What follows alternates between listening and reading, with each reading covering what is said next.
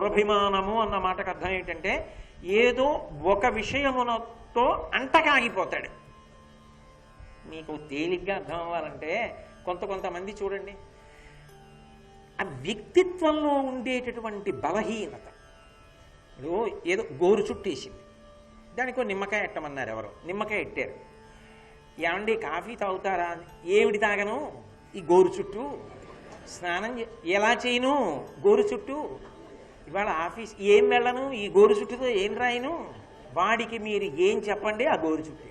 ఇంకొకడు అంటాడు, నాకు ఆఫీస్కి వెళ్ళి రాయలేకపోవచ్చు కానండి, ఇవాళ అంత కఠినుడు ఏం కాడు, మా అధికారికి చెప్తే పోన్లేవయా, ఇవాళ నువ్వు నోటితో చెప్పేవి చెప్పు, నీ కింద ఉన్న వాళ్ళకి ఇది ఇలా చెయ్యి అది ఇలా చెయ్యి అని చెప్పు చాలు. నువ్వు అంత తప్పనిసరి పరిస్థితి అయి సంతకం పెట్టవలసి వస్తే నీ పక్కవాడితో నీ పెట్టిస్తా, సరేనా? కూర్చుని చెయ్యి, వాడికి చెప్పి చెయ్యి చాలు. అలా కుర్చీలో అలా కూర్చోవడంలో, నాకు అక్కడికి వెళ్ళి కూర్చోవడంలో, ఓ మంచి మాటలు చెప్తూ ఉండడంలో నేను నా నిప్పి మరిచిపోతాను అన్నాడు అనుకోండి, ఆ వ్యక్తిత్వం మీరు. ఓ గోరు చుట్టుకి ప్రపంచమంతా గోరు చుట్టే ఒకటికి. అలా వాడికి ఏదో ఒకటి ఉంటుంది, దానితో అంట కాగుతాడు. ఎంత అంట కాగుతాడంటే వాడిని మీరు ఎట్నుంచి ఎటు తీసుకురండి మళ్ళీ వాడు అదే చెప్తాడు. వాడికి ఏదో మనసులో ఉంటుంది, నేను చాలా తెల్లగా ఉంటాను, చాలా అందంగా ఉంటానని ఒక అభిప్రాయం ఉంది వాడికి. వాడిని మీరు ప్రవచనానికి తీసుకెళ్ళండి. ప్రవచనానికి తీసుకెళ్ళినా వాడు ఏమంటాడంటే, ఇవాళ వచ్చిన వాళ్ళలో నా అంత తెల్లగా ఉన్న వాళ్ళు ఎవరైనా ఉన్నారా అంటాడు. అయ్యి బాబోయ్, ఎంత ప్రమాదకరమైన ప్రశ్న అండి అది. వాడిని మీరు ఓ సేవకి తీసుకెళ్ళారనుకోండి దేవాలయంలో, ఇవాళ సేవకు వచ్చిన వాళ్ళలో నేనే బాగున్నానే అందరిలోకిని, వయసు ఉడిగిపోతుండనివ్వండి, ఇంకా దాన్ని ఏదో కాపాడుకోవాలి. అందుకని తీర్థయాత్రకి రారు, అందుకని గుళ్ళోకి ఎక్కువ వెళ్ళరు, ఎండలోకి ఎక్కువ వెళ్ళరు. ఉండిపోతుందా ఏమి, అగ్నిలో కాలిపోదు ఆఖరికి. ఇది ఫలంగా పెట్టి ఈశ్వరుణ్ణి చేరు, అది గొప్ప. కానీ అన్నిటికీ నేను ఇంత బాగుంటాను. ఏమండి ఆయన చాలా బాగా పాడారు కదండి, పాడారు కానీ ఆయన అంత కొంచెం తెల్లగా ఉంటే బాగుండేదండి. ఏమిటి ఆయన పాడడానికి తెల్లగా ఉండడానికి ఏమిటి సంబంధం అంటే, దేనికైనా సరే తెల్లగా లేడు అంటే తను తెల్లగా ఉన్నాడు, అదొక్కటే కాదు. అతిశయం, దురభిమానత్వము, అది పుండండి, అది చాలా ప్రమాదం. అది చక్కగా ఎక్కడికి వెళ్ళావో అక్కడ అలా ఇవిడిపో, అది జీవితం అంటే. ఇంటికి వెళ్ళిన తర్వాత ఇంటికి వెళ్ళాక కూడా నేను ఈ అధికారిని అని ఇంటికి వెళితే అది ఏం బాగుంటుంది? ఇంటికి వెళ్ళాక ఓ భర్తగా వెళ్ళు, ఓ తండ్రిగా వెళ్ళు, ఎక్కడికి వెళ్ళావో అక్కడ ఇమిడిపో. ఆ ఇమడడం రాలేదనుకోండి, ఏదో ఒకటే అంటి పెట్టుకుని అంట కాగిపోతే నిన్ను భరించలేరు. ఆఖరికి పదవీ విరమణ చేసేసి 10 ఏళ్ళు అయిపోయినా, ఏమండో సార్ ఆయన్ని పాపం చాలా రోజులు అయింది, ఆయన దగ్గర పనిచేశాను, వెళ్ళొద్దామండి. బాబాయ్ ఇప్పుడు కానీ వెళ్ళారంటే చంపేస్తాడండి, ఇప్పుడు మళ్ళీ మొదలెడతాడు, 1976లో నేను అప్పుడు ఉన్నప్పుడు అని మొదలెడతాడు, వదలడండో అంటారు. కొంతమందిని మీరు చూడండి, అది అంటుకుపోతుంది, శరీరానికి మనసుకి అంటుకుపోయి అది మొదలెడతాడు. ఏమైనా నువ్వు దగ్గర పనిచేసావు కదా 76లో మనం పనిచేసినప్పుడు అని మొదలెడతాడు. ఎందుకది? ఇప్పుడు ఎంత నీ వయస్సు, ఇప్పుడు నువ్వేం నేర్చుకోవాలి, ఇప్పుడు ఏం చదువుకోవాలి? కొంతమంది చూడండి, చాలా అధికారంలో ఉండి కూడా చాలా వినయంగా కూర్చుని వింటుంటారు. అది సంస్కార బలం. అది ఒకడికి రమ్మంటే వచ్చేది కాదు, ఒకడికి పొమ్మంటే పోయేది కాదు. పరిశీలించుకో సుమా, నిన్ను నువ్వు పరిశీలించుకో, లేకపోతే పాడైపోతావు. ఏదో నీ జీవితంలో ఒక విషయమునందు నేను చాలా గొప్పవాణ్ణన్న అభిమానం దురభిమానం కాకుండా చూసుకో, లేకపోతే అది చిట్ట చివరికి చాలా ఇబ్బందికి వెళ్ళిపోతుంది. మీకు నేను ఒక్క ఉదాహరణ చెప్తాను. ఏదో ఒకటి ఉందనుకోండి, దాని నుంచి బయటికి రావడం ఎలా? ఇది ఈశ్వరానుగ్రహం అండి అన్నారు అనుకోండి. నిజంగా పక్క వాళ్ళే, ఇవాళ మీరు వెలిగిపోతున్నారండి, మీరు రోజు రారే కనబ్బా చాలా అందంగా ఉన్నారే అన్నారనుకోండి, నిజంగా పోయి పక్క వాళ్ళు. ఆయన అనుకోలేదు, పక్క ఆయన అన్నాడు. ఈయన ఏమనాలి? ఏమండి ఇప్పుడే కదా మీరు విన్నారు, ఇవన్నీ శాశ్వతమా, ఇవన్నీ ఉండిపోయేవా? ఆయన అందుకోవడం నిజమైన అందం అండి. నేను ఇవాళ వచ్చాను, మీరు ఇవాళ వరకు ఒక్కరోజు మానకుండా వస్తున్నారే, మీ అందం చాలా గొప్ప అందం నా దృష్టిలో అనగలిగినది గొప్ప కాదు. అది ఈశ్వరుడితో కలుపు, నీకు ఏ ప్రమాదం కాదు. అది ఉండి ప్రమాదం ఏం చేస్తుంది? ఈశ్వరుడితో కలుపుకుంటే విరుగుడు ఈశ్వరుడే. పాము విషం నేను తాగేశాను అనుకోండి చచ్చిపోతాను. పాము విషం వైద్యుడు శుద్ధి చేశాడు అనుకోండి, నాకు మందుగా ఇచ్చాడు అనుకోండి, ఔషధంగా నాకు ఉన్న జబ్బు తగ్గిపోతుంది. వైద్యుడు విరుగుడు చేస్తాడు. బురద నీళ్లలో ఇండి పిగించబడితే నీరు విరిగినట్టు భగవత్ సంబంధం దురభిమానాన్ని విరిచేస్తుంది. ఆయనతో కలుపు, దురభిమానం విరిగిపోయింది. అది లేకపోతే భగవంతుడే విరవలసి వచ్చిందనుకోండి, అప్పుడు మనం వీధిలో నిల్చోవలసి వస్తుంది. అది ప్రమాదం. అదే మళ్ళీ ఉబ్బు పగులుట్టు ఆ దగ్గరికి వెళ్ళిపోతుంది. జీవితం అంటే ఒక నియతి కాలము, పుట్టిన దగ్గర నుంచి మరణించే వరకు. ఇందులో చాలా కాలం అజ్ఞానంలో వెళ్ళిపోతుంది. ఎందుకంటే బాలస్తావ క్రీడాసక్త, తరుణస్తావ తరుణీసక్త, వృద్ధస్తావ చింతాసక్త, పరసే బ్రహ్మణి కోపిన సక్త. సగం జీవితం నిద్రలో వెళ్ళిపోతోంది, మిగిలింది కొంత బాల్యంలో వెళ్ళిపోతోంది, కొంత డబ్బు సంపాదించుకునే పిచ్చిలో యవ్వనంలో వెళ్ళిపోతోంది, అది చాలక మరికొన్ని పిచ్చిలు, ఇక వృద్ధాప్యం అంతా చింతలో పోతోంది. ఇక మిగిలినది ఎంతపాటి ఉంది అసలు సరి అయిన విషయం మీద అధ్యవసాయంతో బుద్ధిని నిలబెట్టడానికి?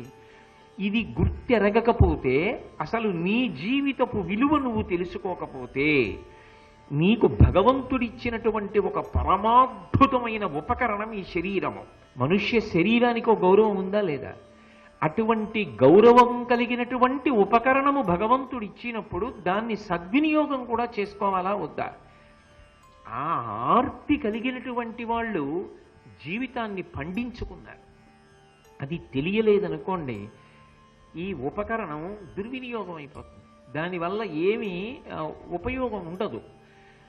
అది ఎలా ఉంటుందంటే, ఇంట్లో ఒక మంచి గ్రంథం ఉంది, చదివే ప్రయత్నం చెయ్యలేదు, గ్రంథం ఏం చేస్తుంది? బలవంతంగా వచ్చి చదివిస్తుందా? చదివించలేదు. ఈ ఉపకరణం కూడా అంతే. దీన్ని సక్రమంగా వినియోగించుకోకపోతే భగవంతుడు ఏం చేస్తాడు? ఒక వ్యక్తి జీవితకాలాన్ని సద్వినియోగం చేసుకోవాలి, నేనేదో సాధించాలి అన్న ఒక లక్ష్యం ఉందనుకోండి. లక్ష్యము ఇంధనం, ప్రయత్నం అగ్నిహోత్రం. ఇంధనం అగ్ని కలిస్తే కదా మండడం. అసలు జీవితంలో ఒక లక్ష్యం ఉండాలి. అది ఏదైనా కావచ్చు.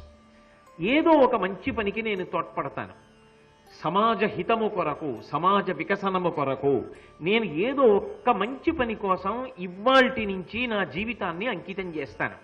ఎంతో కొంత సమయం వెచ్చిస్తాను. ఆ వెచ్చించడం కోసం 1 గంట వెచ్చించాలంటే దానికోసం ఇంకో 2 గంటలు త్రికరణ శుద్ధిగా కష్టపడతాను. ఏదో ఒకటి చెయ్యొచ్చు. చెయ్యలేకపోవడం అన్నది మాత్రం ఉండదు. ఏదో ఒకటి చెయ్యొచ్చు మనిషి. ఎటు తిరిగి లక్ష్యం ఉండాలంతే. కాదు కోట్ల మందిలో ఒకరిలా బ్రతికేస్తాను అనుకుంటే, ఏ లక్ష్యం లేకపోతే ఎంతసేపు శరీరాన్ని ఆరోగ్యంగా ఉంచుతారు. తినేది ఎందుకు? ఆరోగ్యంగా ఉండడానికి. ఆరోగ్యంగా ఉండేది ఎందుకు? పడుకోవడానికి. పడుకునేది ఎందుకు? మరునాడు లేవడానికి. లేచేది ఎందుకు? వ్యాయామం చేయడానికి. వ్యాయామం చేస్తే ఆకలి వేయాలి, ఆకలి వేస్తే అన్నం తినాలి, అన్నం తింటే పడుకోవాలి, పడుకున్న తర్వాత లేవాలి. ఏం చేస్తావు? ఎవరికి ప్రయోజనం ఆ జీవితం? సరే, మీ కుటుంబంలో వాళ్ళు సంతోషిస్తున్నారు, నేను కాదన్న తక్కువ మాట్లాడినా, కానీ ఆ జీవితానికి ఒక ప్రయోజనం ఉండాలా? ఎవరో ఒకళ్ళు సంతోషించాలా? ఆ భగవంతుడిచ్చినటువంటి ఆయుర్దాయము వలన సమాజమునకు ఏదో హితం కలగాలి కదా. ఎంతకాలం నా పిల్లలు, నా తల్లి, నా తండ్రి, నా భార్య అక్కడికే పరిమితం అవుతావు? ఎప్పటికి నీ కుటుంబం విస్తరిస్తుంది? నీ వలన 10 మందికి ప్రయోజనం ఎప్పుడు కలగాలి మరి? అంటే ఆ లక్ష్యము వైపుకి అడుగు పడగలిగితే ఏదైనా సాధించగలరు. స్వామి వివేకానంద ఒక మాట చెప్తుండేవారు. తిత్తిభము అని ఒక పిట్ట, అది చాలా చిన్న పిట్ట, లకుముకి పిట్టలాగా. ఆ తిత్తిభ పిట్ట ఒక మగపిట్టతో కలిసి కాపురం చేస్తుండేది ఓ సముద్రపు ఒడ్డున. అది గుడ్లు పెడుతుండేది సముద్రపు ఒడ్డున ఇసుకలో. సముద్ర తరంగములు వచ్చి ఈ ఇసుకలో పెట్టిన గుడ్లు పట్టుకెళ్ళిపోతుండేవి. పోను అది మార్చచ్చుగా. అది పెంకితనంగా అక్కడే గుడ్లెట్టేది, సముద్రం పట్టుకుపోయేది. 2-3 మాటలు చూసింది. ఏమిటి నీ తెంపరితనం? నేను గుడ్లు పెడతాను, నువ్వు పట్టుకుపోతావు, సముద్రం లేకుండా చేస్తాను. ఏం గుడ్లు వదిలిపెట్టలేవా అని సముద్రాన్ని కప్పెట్టేద్దాం నువ్వు నేను అని చెప్పి అది భార్య కలిసి సముద్రంలోకే వెళ్ళి రెక్కలు తడి చేసుకోవడం, కాస్త ఇసకంటించుకోవడం, సముద్రంలో చల్లుతూ ఉండడం. మిగిలిన తిత్తిభాలు చూసేయి, ఏమిటి ఆ పని అని అడిగాయి. అది నా గుడ్లు ఎత్తుకుపోయింది, నేను సముద్రాన్ని కప్పెట్టేస్తాను, రూపు లేకుండా చేసేస్తాను. మిగిలిన పక్షులు ముందు నవ్వాయి, కానీ అది పడుతున్న కష్టం, దాని లక్ష్యశుద్ధి చూసేయి. మిగిలిన తిత్తిభ పక్షులన్నీ బయలుదేరాయి. అరే మన పక్షి జాతిరా అని మిగిలిన పక్షులన్నీ బయలుదేరాయి. ఒకప్పుడు పక్షులన్నీ ఏం చేస్తున్నాయంటే సముద్రాన్ని కప్పెడుతున్నాయి ఇసుకతో అని తెలిసింది గరుత్మంతుడికి. ఆయన కూడా బయలుదేరి వచ్చాడు. వచ్చి ఆతతపక్షమారుతవ్రేకంపిత ఘూర్ణితాచల వ్రాత మహర్ణ ఉండు అని కదూ నన్నయ్య గారి వర్ణన. ఆయన తన రెక్కలల్లారుస్తూ పెద్ద పెద్ద పర్వతాలు ఎదిచి పారేయడం మొదలెట్టాడు. శ్రీ మహావిష్ణువుకి ఎందుకో అవసరం వచ్చింది, ఏది వాహనం ఏదన్నాడు. ఏమో ఏమిటో ఈ మధ్య సముద్రానికి వెళ్ళి ఆయన ఏమిటో కొండలవి పడేస్తున్నాడు అన్నాడు. శ్రీ మహావిష్ణువే బయలుదేరి వచ్చారు. ఏమి గరుత్మంతుడా, ఏమిటి ఈ పని, ఎందుకు మీ అందరూ ఈ పక్షి జాతి అంతా ఏమిటి సముద్రం మీద అలా పడుతున్నారన్నది. అయితే ఇదిగో ఈ తిత్తిభం యొక్క గుడ్లు సముద్రుడు ఎత్తుకుపోయాడు. దాంతో కోపం వచ్చి మేమందరం సముద్రాన్ని కప్పెట్టేస్తున్నాం. ఎప్పటికి కప్పెడతారు? ఎప్పటికి కప్పెడతామో, మా ప్రయత్నం మాత్రం ఆపం. అప్పటికి కప్పెడిపోతుంది. చూసారా, ఏదో అంటారు drops of water make a big ocean అని. అలా నీటి బిందువులు కలిస్తే మహాసముద్రం. మేమందరం ప్రయత్నం చేస్తున్నాం. శ్రీ మహావిష్ణువు ఆశ్చర్యపోయారు. మీ సంకల్ప శుద్ధి చాలా గొప్పది, ఎంత గొప్ప ప్రయత్నం చేస్తున్నారు అని సముద్రుణ్ణి పిలిచారు. ఆ తిత్తిభం యొక్క గుడ్లు ఇచ్చేసేయమన్నారు. దాని గుడ్లు ఇచ్చేసి, ఇక్కడ ఉంచకు, అది సముద్ర లక్షణం, తీసుకెళ్ళి చక్కగా వేరే చోట పెట్టుకుని పొదిగి పిల్లల్ని చేసుకో అని సముద్రుడికి తిత్తిభానికి సంధి చేశారు. పక్షులన్నీ సంతోషంగా విడిపోయి. ఏదైనా సముద్రుణ్ణి పిలిపించి సముద్రంలోకి వెళ్ళిపోయిన గుడ్లు తెచ్చుకుందా లేదా ఓ తిత్తిభం? లక్ష్యాన్ని పెట్టుకొని కష్టపడి పని చెయ్యాలి. లక్ష్యం పెట్టుకోవడం చాలా తేలిక సుమండి. ఇలాంటి ప్రవచనం ఏదైనా విన్నప్పుడు, ఏదైనా మంచి పుస్తకం చదివినప్పుడు ఏదో చేసేయాలి అని ఓ సంకల్పం కలుగుతుంది. ఏం చెయ్యాలన్న దాంట్లోనే స్పష్టత కష్టం. ఒకవేళ స్పష్టత ఉండి ఇవాళ నిర్ణయం చేసుకున్న రేపే నిలబడదు. రేపు అనుకున్నాను కాదండి, కుదరలేదు ఎల్లుండి నుంచి కాదు, ఎట్టి పరిస్థితులలో నువ్వు సమయాన్ని కేటాయించగలగాలంతే. దానికి తగినట్టుగా సమయ పరిపాలన చెయ్యగలగాలి. ఏం దానికోసం ఉద్వేగపడిపోక్కర్లేదు. దానికి తగినట్టుగా నువ్వు సమయాన్ని విభాగం చేసుకుని జీవితంలో నువ్వు అనుకున్న కార్యక్రమాన్ని సాధించి సమున్నతమైన స్థాయికి ఎదగగలగాలంతే. బ్రతకడం గొప్ప కాదు, 10 మందికి పనికొచ్చేటట్టుగా బ్రతకడం గొప్ప. జీవితం చరిత్ర పుటలోకి ఎక్కాలి. అదే అంటారు అబ్దుల్ కలాం గారు, నువ్వు చరిత్రలో కలిసిపోవడం కాదు, నువ్వు చరిత్రని సృష్టించగలవా, చరిత్ర పుటలలో నువ్వు ఒక కాగితం కాగలవా, నువ్వు ఒక అధ్యాయాన్ని కల్పించుకోవాలి. అది నీ చేతిలో ఉంటుంది. నువ్వు పడిన కష్టము వలన నీకు లక్ష్యశుద్ధి కలిగి ఉంటే ఖచ్చితంగా చరిత్ర పుస్తకంలో నీకు ఒక అధ్యాయం ఉంటుంది నీ పేరు మీద. ఫలానా ఆయన చూడండి అని చెప్పుకుంటారు. అది ఒక లక్ష్యం పెట్టుకుంటే వచ్చేది కాదు. ఆ లక్ష్యాన్ని సాధించడానికి జీవితంలో కష్టపడి ఉపయోగించుకోవడం రావాలి. ఆ లక్ష్యశుద్ధి ఉన్నవాడు తప్ప ఆ స్థాయిని పొందలేడు.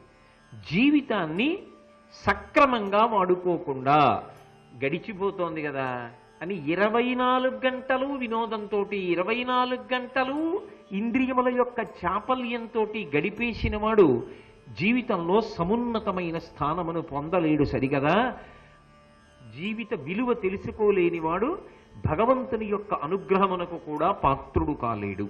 కాబట్టి కాపురుష గుణము అన్న మాటకు అర్థం ఏమిటంటే, దుర్జనుడు అంటే చెడ్డ పనులు చేసుకునేవాడు కాదు, తనని తాను పాడు చేసుకుంటున్నవాడు. 10 మందిని పాడు చేయడం కాదు, తనని తాను పాడు చేసుకోవడం అన్నిటికన్నా పెద్ద అన్యాయం. ఎవరిని గౌరవించడం నేర్చుకోవాలి జీవితంలో నేర్పుతున్నాడు.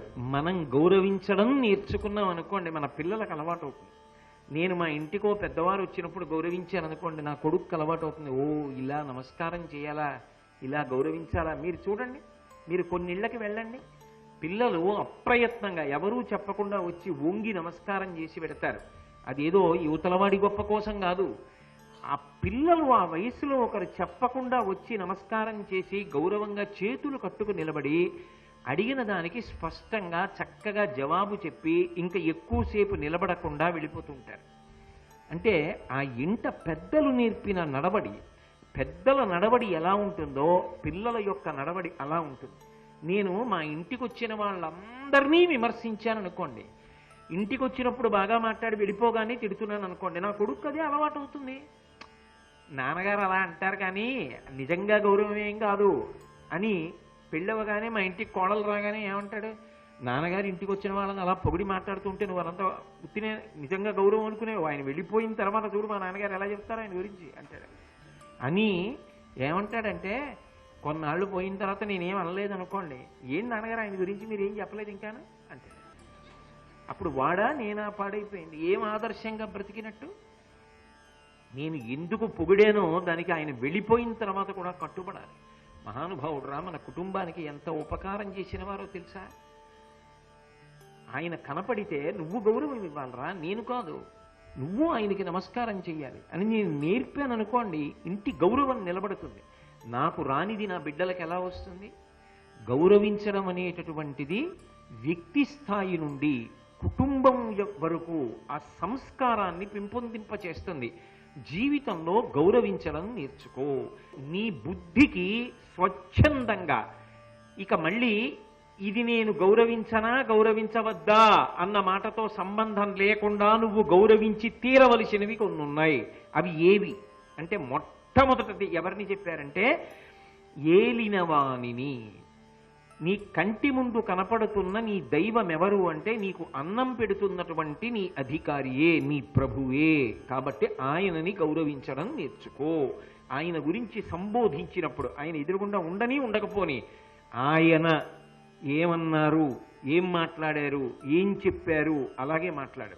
అంతేగాని ఎదురుగుండా లేరు కదా అని ఏం చెప్పాడు, ఏమన్నాడు అలాగే అంటాడు అనకు. నువ్వు అలవాటు చేసుకున్నది నీ పిల్లలకు ఎలా అబ్బిందో, నువ్వు ఒక అధికార స్థాయిలో కూర్చుని ఎలా మాట్లాడుతున్నావో అది నీ కింద సిబ్బందికి అలవాటు అవుతుంది. అక్కడతో పోదు, అదొక అంటువ్యాధి. అది ఏమవుతుందంటే కింద వాళ్ళకి అదే అలవాటైపోతుంది. అలవాటైపోయి రేపొద్దున్న నిన్నంటాడు, నీ కిందేగా పనిచేస్తున్నాడు, నువ్వు అలా వెళ్ళగానే వాడికి ఏం తెలుసు అండి అంటాడు. అది నీ చెవిన పడితే నువ్వు ఎంత బాధపడతావు? నీకే ఎటువంటిది బాధో నీ పై అధికారి బాధ అటువంటిది కాదా? గౌరవించడం అన్నది మొదట అక్కడ నేర్చుకో. ఏలినవాణిని దైవము భగవంతుడు, ఆయనని భక్తితో నమస్కరించడం గౌరవించడం నేర్చుకో. ఏలినవాడు అంటే ఎదురుగుండా ఉన్నాడు, ఎవరో ఒక ఆయన కనబడుతున్నాడు, ఆ కుర్చీలో ఎవరు కూర్చుంటే ఆయన్ని గౌరవిస్తున్నావు, బాగుంది, అక్కడ వరకు సరే. భగవంతుడు నువ్వు చూశావా? చూడకుండా ఎలా గౌరవిస్తావు?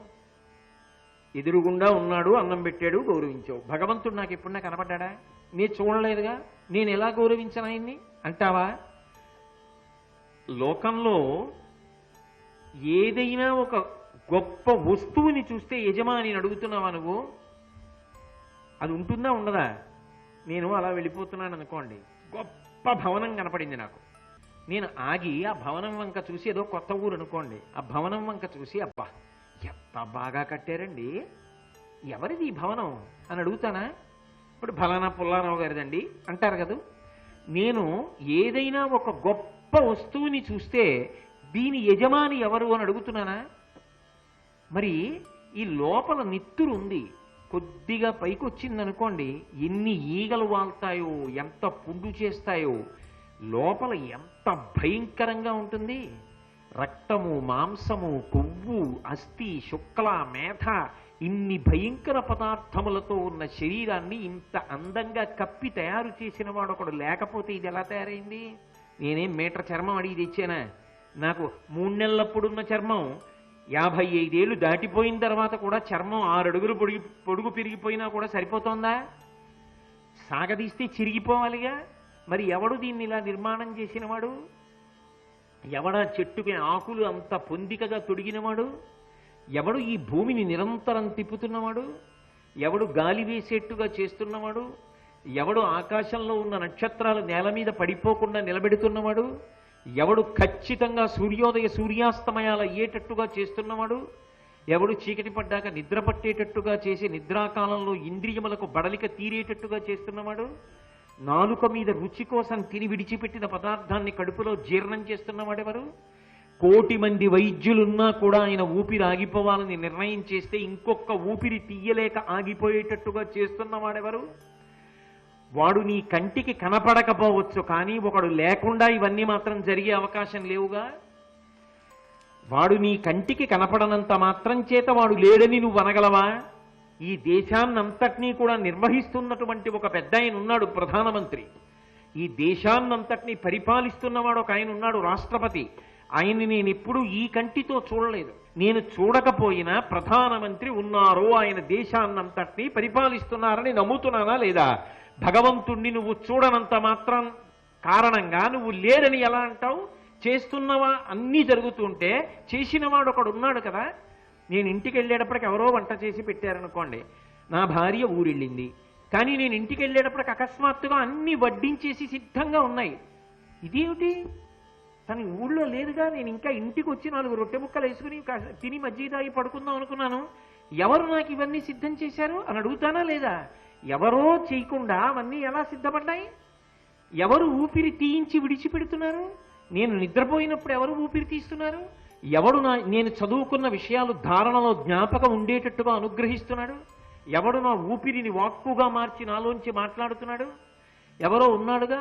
వాడు లేకుండా ఇది సాధ్యం కాదుగా. వాడు అక్కడ ఉన్నాడుగా.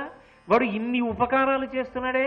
చిన్న ఉపకారం చేసిన వాడు కనపడితే నమస్కారం చేయడం నీకు అలవాటైతే, ఆ కుర్చీలో కూర్చున్నందుకు ఆయన అన్నం పెడుతున్నాడని నమస్కారం పెడితే, ఈ ప్రపంచానికి అంతటికీ అన్నం పెడుతున్నవాడు నీ కంటికి కనపడలేదని నమస్కారం పెట్టకుండా ఎలా ఉండగలవు? పెట్టాలి కదా. అందుకని లేడని నువ్వు తిరస్కరించి మాట్లాడడం కన్నా ఉన్నాడనుకుని నమస్కరించి బ్రతకడంలో ఒక ప్రయోజనము, ఒక క్రమశిక్షణ, నీ జీవితానికి ఒక ఔదార్యము ఏర్పడతాయి కదా. అప్పుడు ఏమవుతుందంటే ఆయన బిడ్డలే మేమందరం అన్నప్పుడు అన్నదమ్ములు అక్క చెల్లెళ్ళు అన్న భావనతో ఒక సమైక్యతాభావం, ఒక కుటుంబంగా బ్రతకగలిగినటువంటి స్థితి ఏర్పడుతుంది కదా. కాబట్టి ఉన్నతమైన ప్రయోజనాన్ని అపేక్షించి భగవంతుడు ఉన్నాడని నమ్మి నమస్కరించడం నేర్చుకో. ఇది విదురవాక్కు. విదురుడు ఎందుకు చెప్పాడు అసలు దైవానికి నమస్కారం చేయమని? నేను మీకు ఒక్క మాట చెప్తా, బాగా గుర్తుపెట్టుకోండి. ఎవరు పూజ చేస్తున్నాడో వాడు లోకము చేత పూజింపబడతాడు. పొద్దున్నే దేవుడి దగ్గరికి వెళ్ళో దీపం పెడుతున్నా. ఎందుకు? ఎవరు భగవంతుడు?